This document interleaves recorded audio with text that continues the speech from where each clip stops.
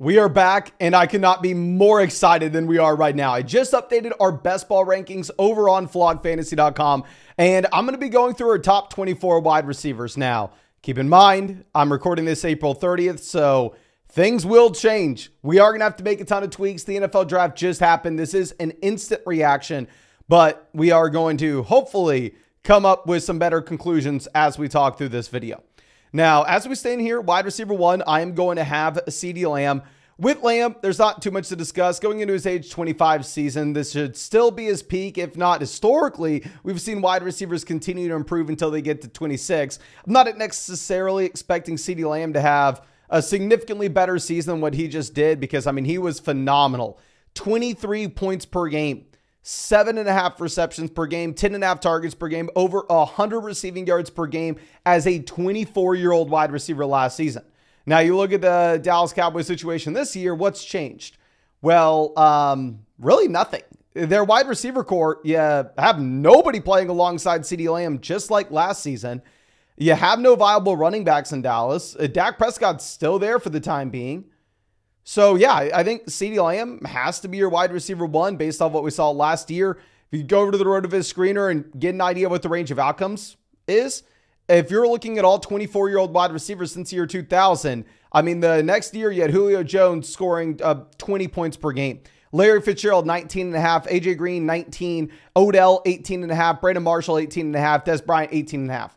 So, historically speaking, all wide receivers that have a similar 24-year-old season to what Lamb just did, they're all pretty much locked and loaded to be wide receiver 1s the following year, and his situation's just as good as it was last season.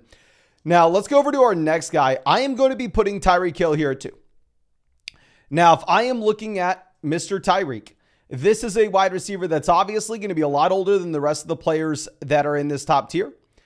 He's going to be 30 this next season. He was just 29. If you're looking at how his situation's changed, it really hasn't. I mean, this is a team that invests into a running back, a wide receiver in day 3 of the draft. That crap doesn't matter. I mean, ultimately, you still have Tua, you still have Waddle. It's the same situation that we had a year ago. Tyreek last season averaged almost 24 points per game. At one point, people thought he was going to eclipse 2,000 receiving yards. If the ages were flipped on these two guys, where CeeDee Lamb was going to be the 30-year-old wide receiver and Tyreek Hill was going to be the 25-year-old guy, I would go Tyreek 1, but I think you have to give the age discount to Tyreek in comparison. Still, obviously great. He's our wide receiver 2 for a reason. Now, going over to our next guy, this is someone that was disappointing last year. Only 17 points per game for Ja'Marr Chase, but keep in mind, Ja'Marr Chase got injured and Joe Burrow, more importantly, got injured, right? So it's very difficult to look at Chase. We're going to look at Higgins later on and try to determine what their next season should look like based off the 2023 numbers. Ultimately, I think we want to believe this is one of the most talented wide receivers in the NFL. I mean, he was putting up historic numbers at 21, 22 years old. Now he's going into 24. Yes, like I said, his age 23 season got messed up a bit just because the injuries to himself as well as Joe Burrow. But Burrow looks like he's going to be healthy. Higgins most likely will be a Cincinnati Bengal this next season. Obviously, if Higgins were to be moved, though, then maybe even move Chase a little bit higher. You're not going to have Boyd, but they do draft a wide receiver in round 3 that should slide in for that Boyd role. Now, our last wide receiver in this tier, I believe, is the most talented wide receiver in the league.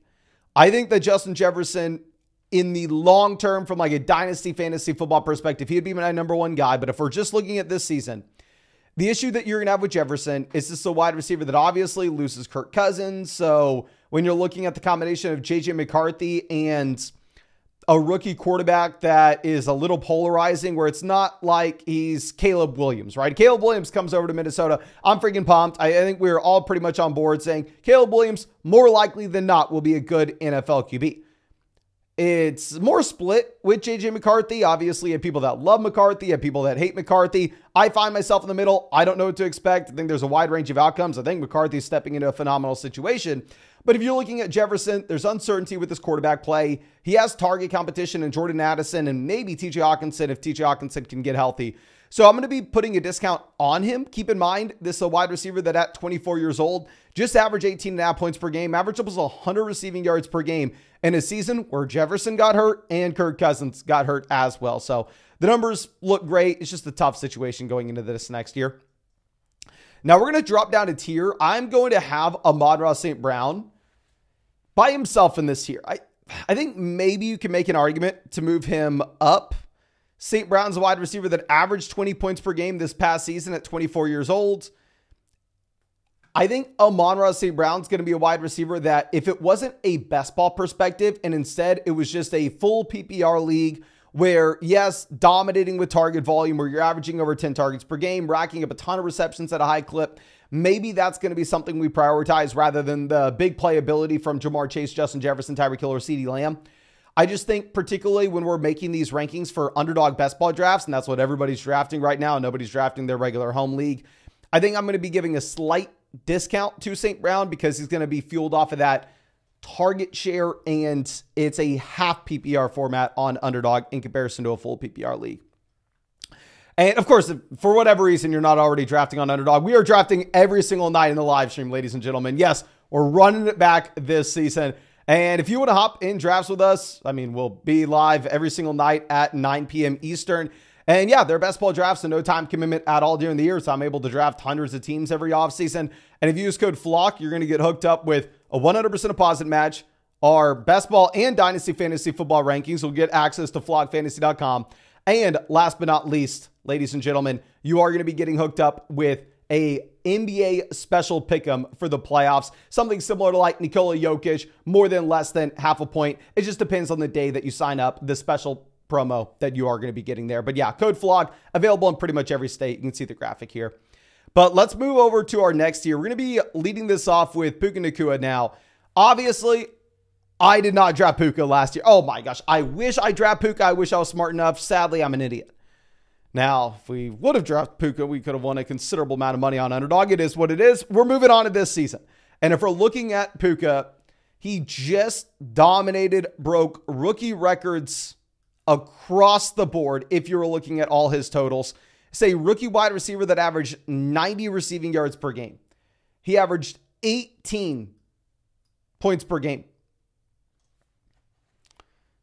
Now you're going into year two. We typically see that year two wide receiver bump for a lot of these guys. We'll be talking about some of those wide receivers later on. I still have hope for Kupp. I am going to rank Kupp inside the top 24 here. I mean, obviously Kupp injured last season. Maybe it's a little bit of a different story if he is fully healthy, but I think you can safely project Puka to be the wide receiver one in this offense. And even if Puka remains flat from his rookie season, if you're taking him with the 1-2 turn, he's still going to be a returning value there.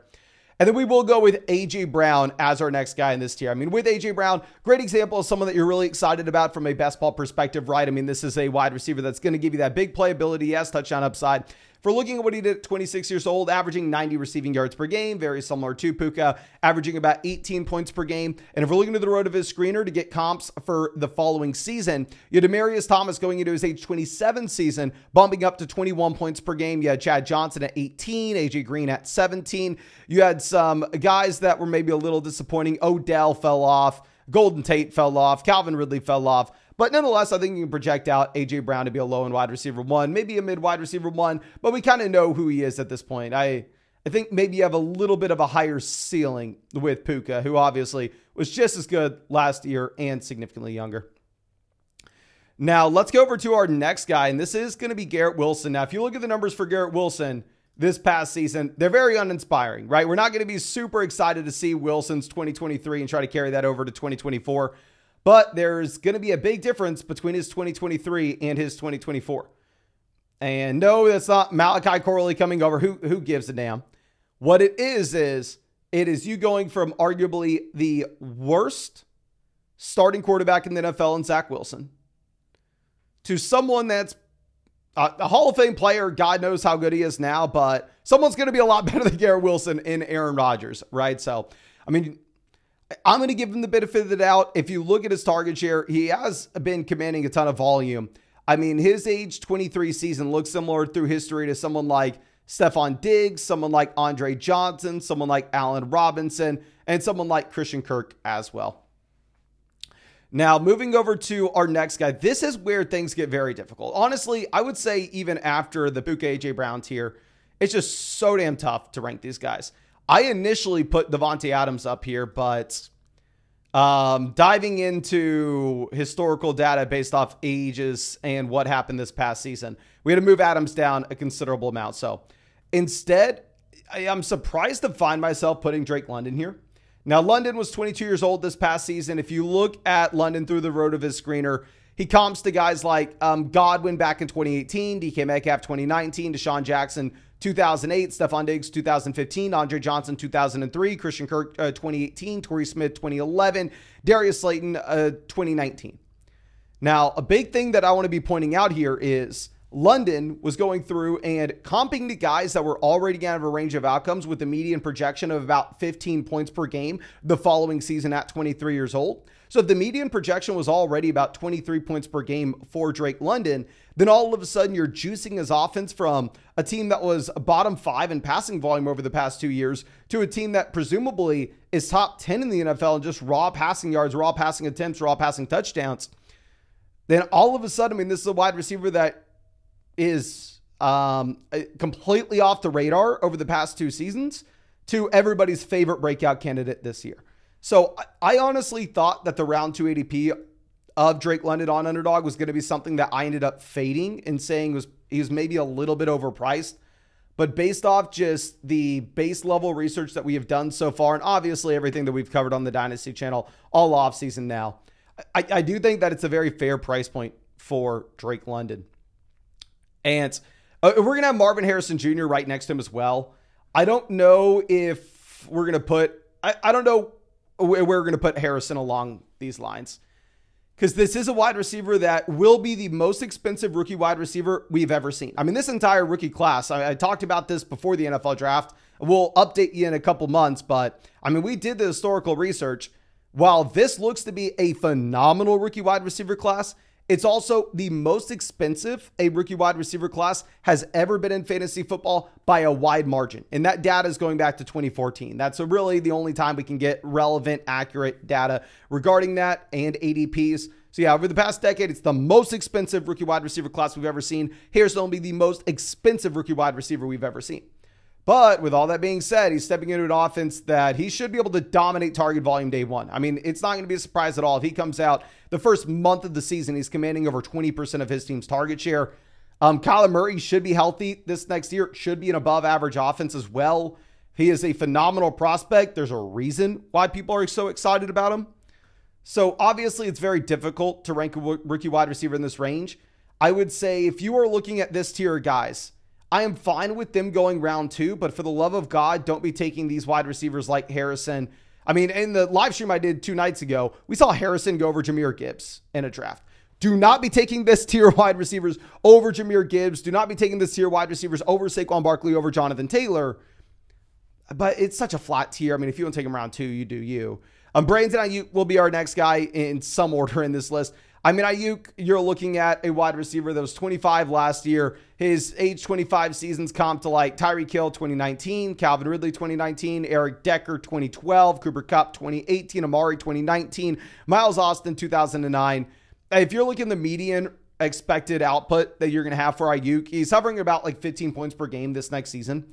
Now, obviously, there are a couple wild cards here. One, this is a team that goes out there, takes Slicky Ricky, Sticky Ricky, Dicky Ricky, God knows what you want to call him. They take a wide receiver round 1. Not a super exciting prospect, but it kind of tells us that maybe Debo or Ayuk are going to be out the door at some point in San Francisco. I'd say it almost guarantees that in the long term. The question is, when does this team decide to move on from one of these wide receivers? If Debo's gone this year, Ayuk moves up these rankings. If Ayuk's gone this year, Ayuk may move down these rankings. So obviously a lot is up in the air in San Francisco right now. Going over to our next guy, we are going to be looking at Chris Olave. Now, Olave is the perfect example of a wide receiver that I will get suckered into this year because I like the name. I like the theoretical talents, but I don't like fantasy points. So I don't know if you would have followed me drafting Chris Olave, but I mean, all jokes aside, 23-year-old wide receiver that last year, I mean, it was disappointing in a really bad offense. He had a similar season to Larry Fitzgerald at 23 years old. Larry Fitz was able to jump up to 20 points per game the next season. Stephon Diggs, he comped to. Diggs was able to jump up to 14 points per game the next season. The issue is going to be, right, I mean, we can sit here and say, oh, okay, Olave has the talent, but the situation was bad last year, and that's why he didn't produce. And the situation's the same exact one that he's stepping into this season. So I want to reiterate, I'll probably get suckered into drafting him. I don't necessarily know if you should follow me down that road. We're going to throw Deebo Samuel somewhere in here as well. Deebo, a lot falls in line with the same thing that you have with Brains and Ayuk. The median range of outcome looks a lot better than what you have with someone like Chris Olave. I mean, the median projection that you should have with Deebo based on what he did last year should be hovering around 15 points per game. The question is, if Deebo got moved to a different team, is he going to be utilized the same way that he is in San Francisco? Is he going to be just as efficient? I don't necessarily know the answer to that question. You would hope so, but I think it's just very difficult to rank these wide receivers in San Francisco based off neither of them getting moved before the draft, which is when you would expect them to get moved if they were going to be, or during the draft. Yet at the same time, this is a team that goes out there and they decide to take a wide receiver round 1. So I don't know how to rank the San Francisco guys right now. Now, let's move it down a bit. We are going to be going with the old guys back to back here. We're going to go Stephon Diggs, Devontae Adams. Now, Devontae Adams is way higher than this in underdog drafts. If you're following these rankings, you're never going to take Adams, which is a little surprising because I thought we were maybe going to have him at the top of the tier above until we go through and we look at Devontae Adams, who's 31 years old last season, going to be 32 this next year. And if you look at his comps, I mean, yeah, you're expecting a fall off here, as you would typically expect with an age 32 wide receiver season. I mean, you're looking at wide receivers that were phenomenal at their peak, just going down to 10, 11, 12 points per game. The best situation that we have seen was Jimmy Smith at 18.5 points per game. But the rest of the guys are hovering around 10, 11, 12, 13 fantasy points per game. Now, the thing is, you go, oh, Mason, well, the situation was bad in Las Vegas last season. So can't we give him the benefit of the doubt, blah, blah, blah. And I want to say yes, because I agree with you. The situation was bad in Las Vegas last season. But the issue is very similar to Chris Olave. We can blame the situation being bad, and it doesn't really change things. Now, going to the guy in front of him, we skipped over Stephon Diggs. If you are looking at Diggs here, this is a wide receiver that is also old, going to be 30 this next year. But we are getting elite level quarterback play with Stephon Diggs this next season. I personally believe that CJ Stroud today, not in the future, he is not on track to be so. No, today is a top 5 quarterback in the NFL. I think the Houston Texans will be top 5 in the NFL in passing yards, top 5 in the NFL in passing touchdowns, and top 5 in the NFL in adjusted yards per pass attempt, because CJ Stroud as a rookie led the NFL in adjusted yards per pass attempt last season. Stephon Diggs is maybe a locker room problem, maybe a little annoying, blah, blah, blah. Lucky for us, we play fantasy football. We don't have to worry about drafting him and then him coming out saying, oh my gosh, get me off Mason's fantasy team. I hate it here. No, who cares? Take him, and hopefully we get some points at a good situation. Jalen Waddle will be someone that won us a lot of money in underdog drafts 2 years ago, so I'll probably get suckered into drafting him this season. With Waddle, kind of fits the same mold as what you maybe have with like Olave, in that I like the name, I like the theoretical talent, but maybe we don't like fantasy points. If you're looking what he did this past season, averaging about 5 receptions per game, 7.5 targets per game, 72 receiving yards, 14 fantasy points per game as a 25-year-old. So, I mean, he's stepping into his prime. Tyreek Hill, another year older. I think you want a healthy Tyreek. I think you want a good Tyreek for Jalen Waddle. Not much changes here. I am fine projecting out Waddle to be like a mid to high end wide receiver too. And then Nico Collins is going to be right here as well. Nico Collins would have been a lot higher in these rankings if it wasn't for the addition of Stephon Diggs. Right now, I believe Nico is maybe being drafted ahead of Stephon Diggs in underdog drafts. I kind of understand why. You look at Nico Collins this past year, he averaged 78 receiving yards per game as a 24-year-old wide receiver, right? So, I mean, you look at Nico and go, oh, okay, yeah, he's the one stepping into his prime. Stephon Diggs is the one on the decline.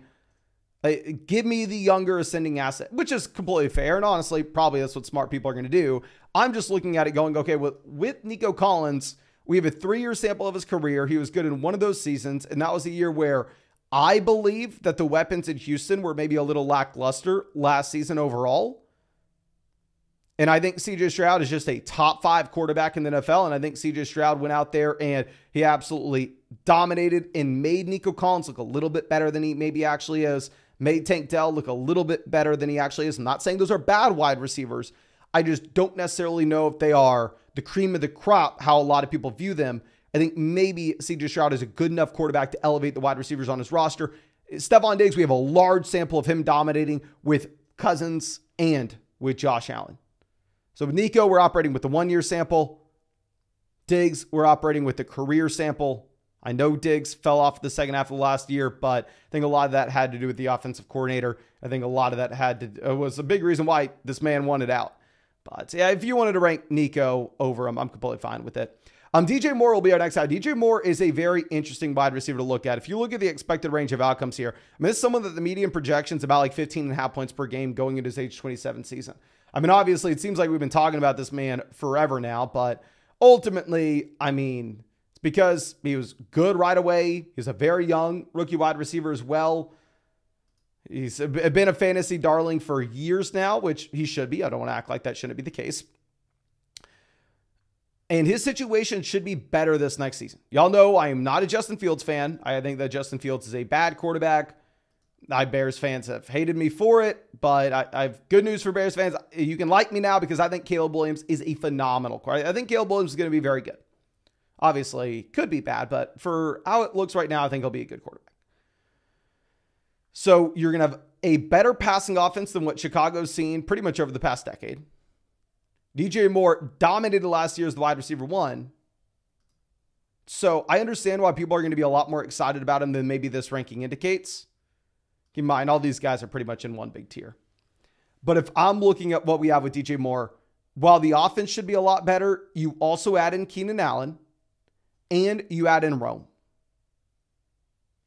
So the overall pie gets bigger. I think DJ Moore may just have a smaller slice of the pie than what he saw last season. But overall, I mean, all in all, I still think he's a top 20 wide receiver. I still think that he is very good. I'm just afraid that Rome has a shot to be the wide receiver 1 in this offense. Obviously, I am ranking DJ Moore ahead of Rome for this season. So don't scream at me saying it's going to be DJ Moore. I agree with you, most likely. Malik Neighbors will be our next guy. Rookie wide receiver that would be the wide receiver 1 in most draft classes if it wasn't for the fact that you have to compete here with Marvin Harrison. Obviously, it's a very tough spot to be in. But ultimately, you're stepping into a situation, should be a pretty bad offense, but you should be able to get everything in it, right? So it's kind of funny to have Neighbors and DJ Moore ranked back to back, as Neighbors is maybe in that like DJ Moore mold from last season. Our next guy, we are going to have Devonta Smith. I will probably draft a lot of Smith here. I think that he is going significantly lower than this in underdog drafts at the moment. But if I am looking at Smith, this is a wide receiver that 25 years old last season. I mean, averaged 14.5 points per game, averaged about 66 receiving yards per game. It's just fine, right? Obviously, wasn't phenomenal, but Jalen Hurts got injured. I mean, this was a bad offense in the second half of the season. We've seen Devonta Smith prove that he's a very good wide receiver over a large sample. I mean, hell, he arguably has the best college wide receiver season of all time. And this isn't a team that has, I guess maybe you add in Saquon Barkley and make the argument that they look to be a little bit more run heavy this season, which that could be a possibility. That could be a worry for you. But I think if Jalen Hurts stays healthy, the offense should be better this year than it was last. Now, going over to our next guy, we're going to look at Michael Pittman Jr. Now, I am not an Adonai Mitchell fan. Of course, hook 'em orange. I am rooting for the guy to do well, but just from a fantasy football perspective, we're talking about it before the draft, and definitely I'll want to reiterate it, especially with how far he fell in the draft. But is a wide receiver that I think could be a better real-life option than a fantasy football option. A.D. Mitchell's like a vertical field stretcher where maybe he can create space underneath for Josh Downs, Michael Pittman Jr., the run game, make sure that teams have to keep 2 safeties back, blah, blah, blah. But I'm still not expecting A.D. Mitchell to come in and see a ton of volume. I think that it's pretty safe to say that Pittman's going to be the wide receiver 1 here. Now, the ultimate question that you may have with that is, okay, well, how much passing volume is there in this offense? Is Anthony Richardson coming in? I'm very excited about Anthony Richardson from a fantasy football perspective, given what he can do as a rusher with his rushing touchdowns, with his rushing yards. But it may be a low volume passing attack where even if I'm not an A.D. Mitchell fan, I mean, still another wide receiver added into the mix. Definitely better than Alec Pierce. Going over to our next guy, we're going to be looking at either Cooper Kupp or DK Metcalf. I don't know how we're going to rank these two players. Kupp, 30 years old, hard to draw too much from what you had last year, given the fact that he got injured, Puka dominated. I mean, I don't know what else there is to say. You're hoping that you're getting a bounce back if you take Kupp. Obviously, this wide receiver that 2 years ago went out there and broke fantasy football records. DK Metcalf, I mean, the comps look fine going into the next season. You kind of know who DK Metcalf is, right? For 3 straight seasons now, DK Metcalf has been a low-end wide receiver 2, high-end wide receiver 3. So if you want a low-end wide receiver 2, high-end wide receiver 3, DK Metcalf is probably your guy, which is why we're going to have him exactly ranked here as a low-end wide receiver 2, high-end wide receiver 3. But I think that's all I got for you. Appreciate you. And before you go to the comment section screaming, oh, Mason, how the hell is Tank Dell not here? How is Zay Flowers not here? How is Rome not here? How is Addison not here? How is Pickens not here? How is Keenan Allen not here? You can find all my rankings on flogfantasy.com. You can find exactly where they are. Code FLOG, get you hooked up with 30% off any sub. Plus, you will get a Dynasty Team Analyzer, Dynasty Trade Calculator. All the rankings for pretty much all your favorite creators are over there as well. And I could only fit 25 guys on this list, ladies and gentlemen. We're also going to be streaming every single night these underdog drafts if you want to get in the mix and hop in a draft with us. You can see how we are taking these guys. Yeah, that link's in the description as well. Code FLOCK on Underdog is going to hook you up with a 100% deposit match plus access to flogfantasy.com. Plus, you'll be getting that NBA special pick'em more than less than half a total point for whatever player's playing that night. An example would be Nikola Jokic, more than less than half a total point. Just depends on the day that you sign up with Code FLOCK. But thank you again. Appreciate you, ladies and gentlemen. Hope you have a great one. And hope we get to see you out with the live stream tonight.